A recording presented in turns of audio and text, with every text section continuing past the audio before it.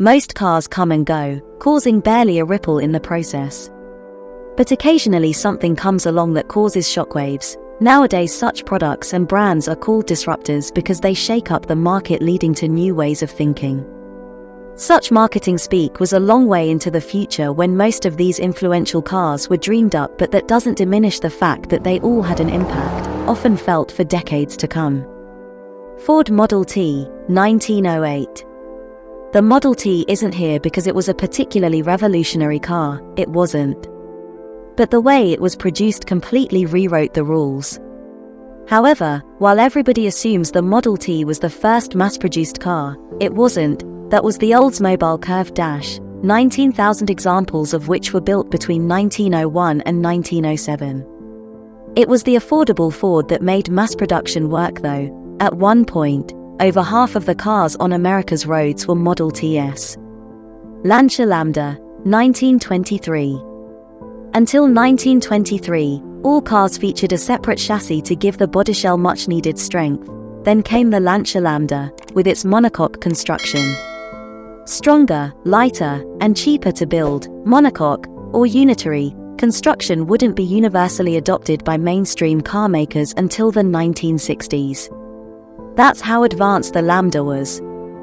Ford Mustang, 1964. The Mustang was dubbed Ford's pony car, an affordable sporting machine that could be tailored to suit the owner's pocket and tastes.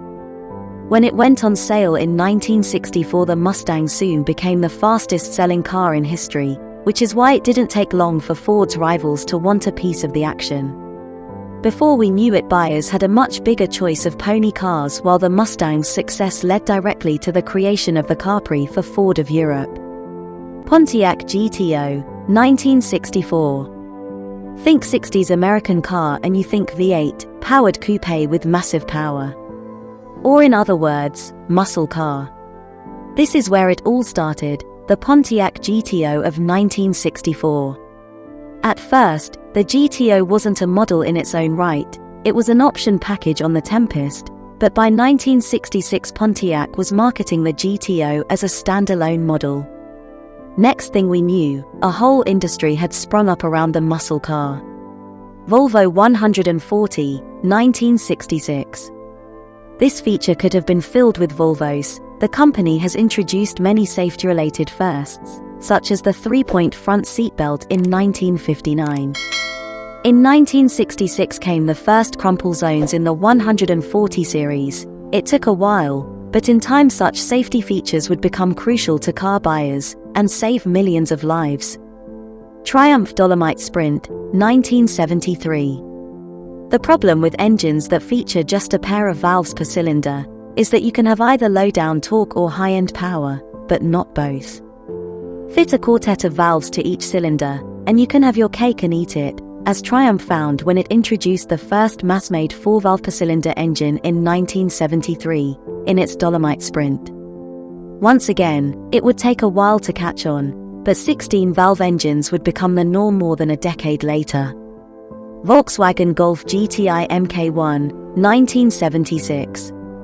Hatchbacks were always meant to be practical family cars. The idea of crossing one with a sports car didn't make sense until a team of Volkswagen engineers created a hot Golf in their spare time. When the Golf Sport was shown as a project at the 1975 Frankfurt Motor Show, VW's management was taken by surprise at the reaction. The hot hatch had been born and it wouldn't take long for a raft of imitators to arrive. BMW M5, 1985. The BMW wasn't the first powerful saloon car, but it did introduce a concept that has become much copied since it arrived. When BMW introduced the first M5, based on the second-generation 5 Series saloon, the E28, few could have seen what the company had unleashed. While those early cars packed all of 286 brake horsepower, what made the M5 so intriguing was the fact that it looked barely sportier than a 518i. It was the definition of a sleeper. Land Rover Discovery, 1994. You can't move now for 7-seat SUVs with 3 rows of forward-facing seats, but it was the Discovery that introduced us to the concept of a go-anywhere people carrier. Sure, there had been SUVs before, including the original discovery of 1989, with pop-down occasional seats in the boot, but when the Discovery 2 made its debut in 1994 it featured flip-up seats with modern levels of safety and comfort, an idea that has since become much copied but never quite equaled. Toyota RAV4, 1994. Before the RAV4 made its debut there had been plenty of rugged off-roaders with four-wheel drive. The Land Rover Defender, Suzuki SJ, and multiple Jeeps all predated it, for example.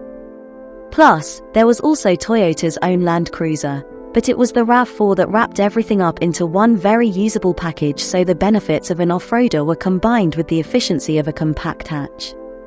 Today the model is one of the world's best-selling cars.